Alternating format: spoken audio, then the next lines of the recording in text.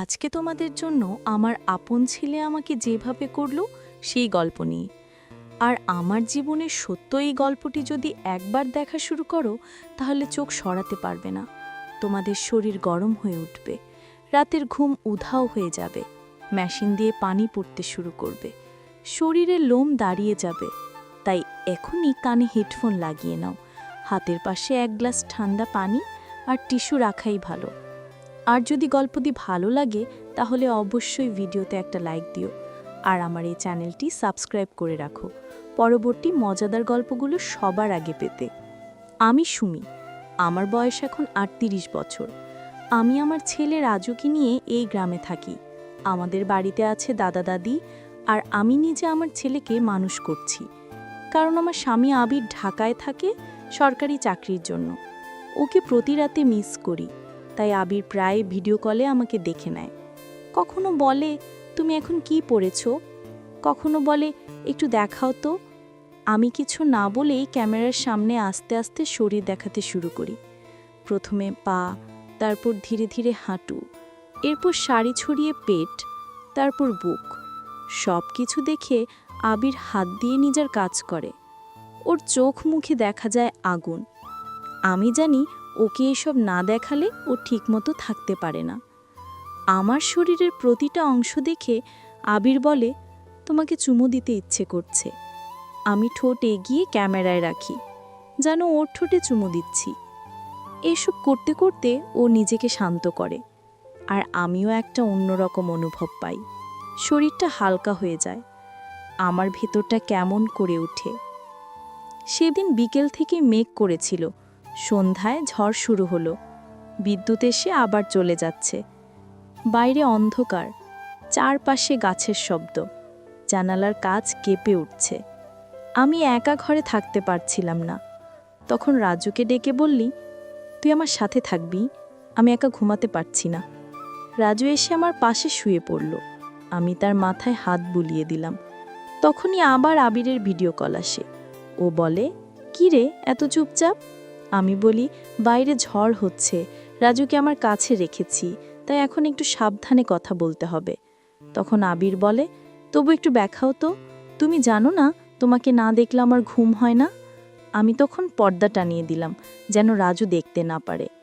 আমি আবার ক্যামেরার সামনে আসি এবং একে একে সব কিছু খুলতে থাকি।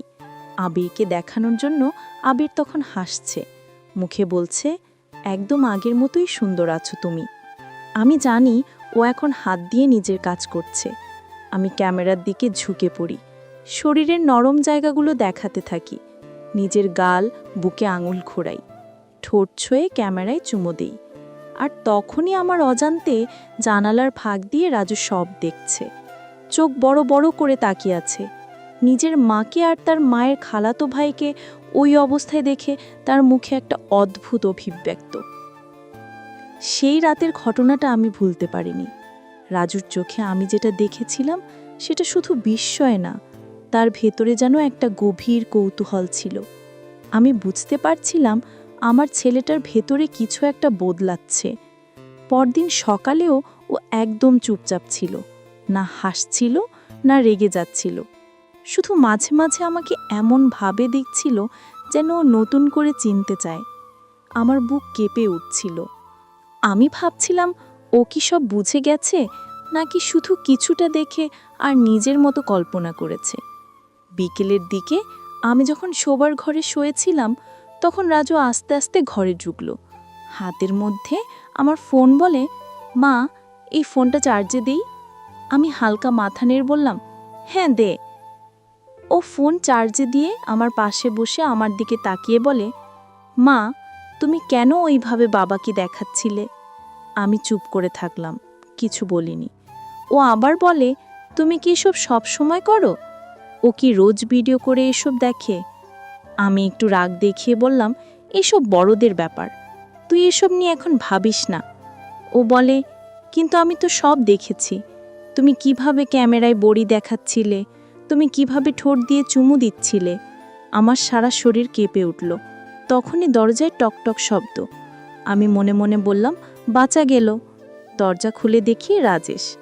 ওর মুখে সেই চেনা হাসি। ও বলে, রাজু কেমন আছে? আমি বললাম, ভিতরে চলে আয়। রাজু ঘর থেকে বেরিয়ে গেল। রাজেশ দরজা বন্ধ করে দিল। আমার কাছে এসে বলল, কি রে, আজকে খুব গরম লাগছে না তোর? গায়ে ঘাম জমেছে। আমি বললাম, প্লিজ এসব বন্ধ করো, রাজু বাড়িতে আছে। ও বলে, আমি জানি, কিন্তু আমি তো আর নিজেকে আটকাতে পারি না। ও আমার মুখে হাত রাখে, চুলে আঙুল চালায়। আমি চোখ বন্ধ করে ফেলি, শরীর কাঁপাতে থাকে। ও বলে, একটু কাছে আসো, শুধু একবার। আমি জড়িয়ে ধরি ওকে। তারপর ধীরে ধীরে ও আমার শরীর ছুঁতে থাকে। আমি বুঝি আগে সেই অনুভূতি ফিরে আসছে। ও আমার উপরে উঠে আসে। আমি আস্তে আস্তে বলি, তাড়াতাড়ি করো, রাজু জেগে গেলে সমস্যা হবে। ও বলে, আমি সাবধানে করব। তারপর আমাদের মাঝে দীর্ঘক্ষণ চলতে থাকে সেই কাজ। ঘরের ভিতর শুধুই নিঃশ্বাসের শব্দ। কিন্তু আমি জানতাম না, জানালার ফাঁকে দাঁড়িয়ে রাজু সব দেখছে। চোখ বড় বড় করে তাকিয়ে আছে। নিজের মাকে আর তার মায়ের খালাতো ভাইকে ওই অবস্থায় দেখে তার মুখে একটা অদ্ভুত অভিব্যক্ত। সেই রাতের ঘটনাটা আমি ভুলতে পারিনি। রাজুর চোখে আমি যেটা দেখেছিলাম সেটা শুধু বিস্ময় না, তার ভেতরে যেন একটা গভীর কৌতূহল ছিল। আমি বুঝতে পারছিলাম আমার ছেলেটার ভেতরে কিছু একটা বদলাচ্ছে। পরদিন সকালেও ও একদম চুপচাপ ছিল, না হাসছিল না রেগে যাচ্ছিল। শুধু মাঝে মাঝে আমাকে এমন ভাবে দেখছিল যেন ও নতুন করে চিনতে চায়। আমার বুক কেঁপে উঠছিল। আমি ভাবছিলাম, ও কি সব বুঝে গেছে নাকি শুধু কিছুটা দেখে আর নিজের মতো কল্পনা করেছে। বিকেলের দিকে যখন আমি শোবার ঘরে শুয়েছিলাম, তখন রাজু আস্তে আস্তে ঘরে ঢুকলো। হাতের মধ্যে আমার ফোন। বলে, মা, এই ফোনটা চার্জে দিই। আমি হালকা মাথা নেড়ে বললাম, হ্যাঁ দে। ও ফোন চার্জে দিয়ে আমার পাশে বসে আমার দিকে তাকিয়ে বলে, মা, তুমি কেন ওইভাবে বাবাকে দেখাচ্ছিলে? আমি চুপ করে থাকলাম, কিছু বলিনি। ও আবার বলে, তুমি কি এসব সব সময় করো? ও কি রোজ ভিডিও করে এসব দেখে? আমি একটু রাগ দেখিয়ে বললাম, এসব বড়দের ব্যাপার, তুই এসব নিয়ে এখন ভাবিস না। ও বলে, কিন্তু আমি তো সব দেখেছি। তুমি কিভাবে ক্যামেরায় বড়ি দেখাচ্ছিলে, তুমি কিভাবে ঠোঁট দিয়ে চুমু দিচ্ছিলে। আমার সারা শরীর কেঁপে উঠল। তখনই দরজায় টকটক শব্দ। আমি মনে মনে বললাম, বাঁচা গেল। দরজা খুলে দেখি রাজেশ। ওর মুখে সেই চেনা হাসি। ও বলে, রাজু কেমন আছে? আমি বললাম, ভিতরে চলে আয়। রাজু ঘর থেকে বেরিয়ে গেল। রাজেশ দরজা বন্ধ করে দিল। আমার কাছে এসে বলল, কি রে, আজকে খুব গরম লাগছে না তোর? গায়ে ঘাম জমেছে। আমি বললাম, প্লিজ এসব বন্ধ করো, রাজু বাড়িতে আছে। ও বলে, আমি জানি, কিন্তু আমি তো আর নিজেকে আটকাতে পারি না।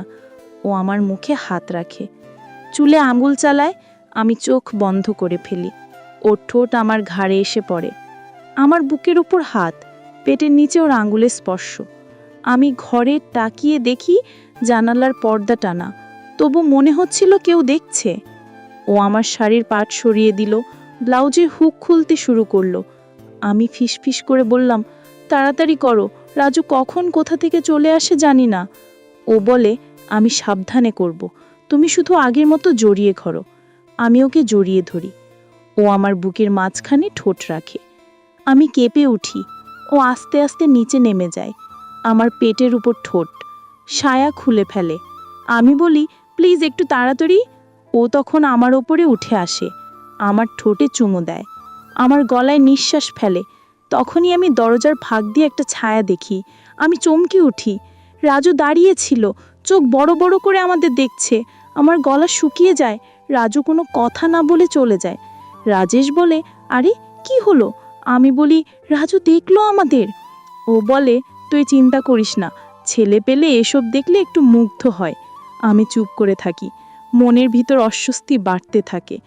আমি ভাবি, আমার ছেলে কি এখন আমাকে আগের মতো দেখতে পারবে? রাতে আমি আর কিছুই খেতে পারি না। রাজু টেবিলে এসে বসে, আমার দিকে তাকিয়ে বলে, মা, তুমি কি রাজেশ আঙ্কেলকে ভালোবাসো? আমি গলা ভারী করে বলি, না বাবা, এসব কিছু না। ও বলে, কিন্তু তুমি তো ওকে জড়িয়ে ধরেছিলে, ও তোমার শরীর ছুঁছিল। আমি চুপ করে যাই, কি বলবো আমি? ও আবার বলে, মা, তুমি কি বাবাকে না পেয়ে এসব করো? আমি বলি, আমি তো মানুষ, আমারও তো কিছু চাহিদা আছে, তুই এসব বুঝবি না এখন। ও বলে, আমি সব বুঝি, তুমি শুধু আমার সঙ্গে খোলাখুলি বলো। আমার চোখে জল চলে আসে, আমি ওকে জড়িয়ে ধরি, ও আমার বুকের উপর মাথা রাখে। রাখে, বলে মা, আমি তোমাকে সব সময় ভালোবাসি, তোমাকে কেউ কষ্ট দিলে আমি সহ্য করব না। আমি ওকে চুলে হাত বুলিয়ে বলি, তুই আমার সব, তুই ছাড়া আমি কিচ্ছু না। আর তখন আমি বুঝি আমার আর রাজুর মাঝে যে সম্পর্ক ছিল তা এখন অন্যদিকে গড়াচ্ছে। ওর চোখে আমি একরকম পুরুষ দেখতে পাচ্ছি, একটা নতুন আকর্ষণ যেটা আগেও ছিল না। ও আমাকে অন্যভাবে দেখতে শুরু করেছে, আর আমার শরীর সেই নজরে একরকম কাঁপছে। পরদিন সকালে আমি রান্নাঘরে কাজে ব্যস্ত ছিলাম, তখন রাজু পেছন থেকে এসে আমার কোমরে হাত রাখে। আমি চমকে উঠে বলি, কি করছিস? ও বলে, কিছু না মা, তোমাকে একটু ছুতে ইচ্ছে করছিল। আমি বললাম, এসব করিস না, আমি তো তোর মা। ও ফিসফিস করে বলে, তাই তো তুমি আমার মা, তাই তো তোমাকে অন্য কেউ ছুক এটা আমার সহজ হয় না। আমার শরীর কেঁপে ওঠে, ওর কথায় এক অদ্ভুত কাঁপুনি জাগে মনে। আমি মুখ ফিরিয়ে কাজ করতে থাকি, তবু ওর স্পর্শ যেন ঘাড়ের উপর রয়ে যায়। বিকেলে আমি গোসল করে ঘরে ঢুকলাম, শাড়ি পরে শুকনো চুল মুছছি।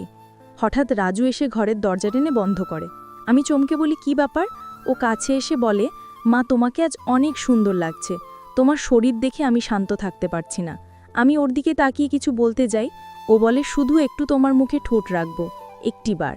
আমি বাধা দিতে যাই, কিন্তু ও আমার মুখের খুব কাছে এসে দাঁড়িয়ে পড়ে, চোখে চোখ রাখে, তারপর হালকা করে ঠোঁট ছুঁয়ে দেয় আমার ঠোঁটে। আমার সারা শরীর হিম হয়ে যায়। আমি শুধু বলি, এটা ঠিক না, তুই আমার ছেলে।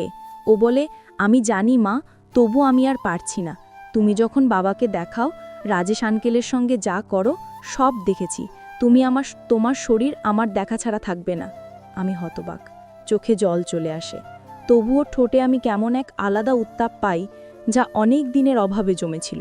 আমি কিছু না বলে পেছনে ঘুরে যাই। ও আমার পেছন থেকে জড়িয়ে ধরে, ওর বুক আমার পিঠে, ওর নিঃশ্বাস ঘাড়ে লাগছে। আমি বলি, প্লিজ রাজু, তুই এসব ভুলে যা। ও বলে, আমি পারবো না মা, তুমি যদি চাও তবে আমি চুপ করে থাকব, তুমি না চাইলে কিছু করব না। আমি ওর দিকে তাকিয়ে কিছু বলি না, শুধু দরজার দিকে হাঁটতে থাকি। মাথা ঘুরছিল, নিজের ভেতরেই যুদ্ধ চলছিল। সেই রাতে আমি আর রাজু একসাথে ডাইনিং টেবিলে বসেছিলাম। আমি খেতে পারছিলাম না, রাজু শুধু তাকিয়েছিল আমার মুখের দিকে। আমি বললাম, তুই পড়তে বস। ও বলে, মা, তুমি একটু আমার পাশে বসো, তুমি থাকলে মন বসে। আমি পড়তে বসলাম ওর পাশে।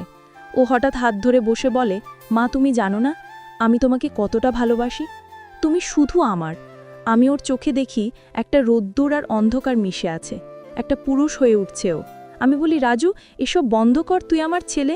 ও বলে, আমি তোমার ছেলে ঠিকই, তবে আমি একজন পুরুষও। তোমার মতো একটা মেয়েকে আমি চোখের সামনে অন্য কারো হতে দিতে পারি না। আমি মাথা নিচু করে থাকি। ও বলে, আমি জানি মা, তুমি একা থাকতে থাকতে ভেঙে পড়েছ, তোমার শরীর আর মন যা চায় তা কেউ দেয়নি। তুমি নিজেও জানো আমি তোমাকে চাই, তোমার সবটুকু চাই। আমি বলি, তুই যা বলছিস তাতে আমার ভিতর কাঁপছে, তুমি একবার শুধু আমার চোখে চোখ রাখো। আমি চোখ তুলে তাকাই, ও কাছে আসে, আমার গালে ঠোঁট রাখে, হাত দিয়ে চুল সরিয়ে দেয়, বলে, মা, তুমি খুব সুন্দর। আমি ঠোঁট কাঁপাতে কাঁপাতে বলি, রাজু, তুই যা করছিস সেটা ভুল, তবু আমি নিজেকে সরাতে পারছি না। ও আমার বুক ছুঁয়ে ফেলে, আমার শরীর শিউরে ওঠে। আমি উঠে দাঁড়াই, তবুও পেছন থেকে এসে জড়িয়ে ধরে, বলে, মা, আমি তোমার কিচ্ছু চাই না, শুধু একটু স্পর্শ, একটু নরম স্পর্শ। আমি ওর হাত ছাড়াতে চাই, তবু আমার শরীর যেন ওর ডাকে সাড়া দিচ্ছে। আমি বলি, রাত হয়ে গেছে, তুই ঘুমো। ও বলে, আমি তোমার পাশে ঘুমাতে চাই মা, তোমার গাড়ে মাথা রেখে। সেই রাতে রাজু আমার পাশে শুয়ে পড়ে। আমি ঘুমোতে পারি না, ওর শরীর আমার পাশে গরম হয়েছিল, আমার শরীরও শান্ত ছিল না। আমরা শুধু নিঃশ্বাস শুনছিলাম একে অপরের। পরদিন সকালে আমি আয়নায় নিজের চেহারা দেখছিলাম, চোখে ঘুম নেই, ঠোঁট ফেটে গেছে, শরীরে আলস্য। রাজু এসে আমার পেছনে দাঁড়ায়, বলে, মা, তুমি ক্লান্ত আমি জানি কেন। আমি চমকে উঠি, ও হাসে, বলে, তুমি যদি আমাকে একটুখানি ছুতে দাও তাহলে তোমার ক্লান্তি কমিয়ে দেব। আমি বলি, রাজু, আজান না। তবুও আমার কাঁধে ঠোঁট রাখে, চুলে হাত চালায়, আমার শরীর কাঁপাতে থাকে। আমি আয়নায় দেখি আমাদের দুজনের প্রতিবিম্ব, মা আর ছেলে, তবু কিছু একটা অন্য রকম, একটা গোপন টান। আমি বলি, রাজু তুই স্কুলে যা। ও বলে, আজ ছুটি, আমি শুধু তোমার পাশে থাকতে চাই, তোমার শরীরের গন্ধ নিতে চাই, তোমার বুকের উপর মাথা রাখতে চাই। আমি বিছানায় গিয়ে বসি, ও কাছে আসে, আমার শাড়ি আলগা হয়ে পড়ে যায়। ও আমার পাশে বসে, ধীরে ধীরে আমার গায়ে হাত রাখে। আমি চোখ বন্ধ করি, ও আমার ঠোঁটে ঠোঁট রাখে। আমরা অনেকক্ষণ চুপচাপ বসে থাকি। ও বলে, মা তুমি জানো আমি তোমাকে দেখে কেমন হয়ে যাই? তোমার শরীর আমার সব স্বপ্ন। আমি কাঁপতে কাঁপতে ওকে বলি, রাজু এই পথটা খুব অন্ধকার। ও বলে, আমি আছি, আমি তোমার আলো হব।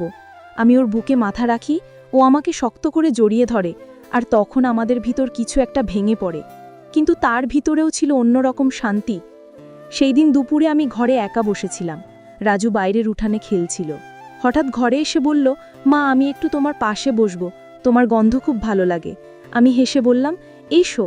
রাজু এসে আমার পাশে বসলো, আমার হাত ধরে বলল, তুমি এত সুন্দর কেন মা? তোমাকে ছুতে ইচ্ছে করে সব সময়। আমি কিছু বললাম না।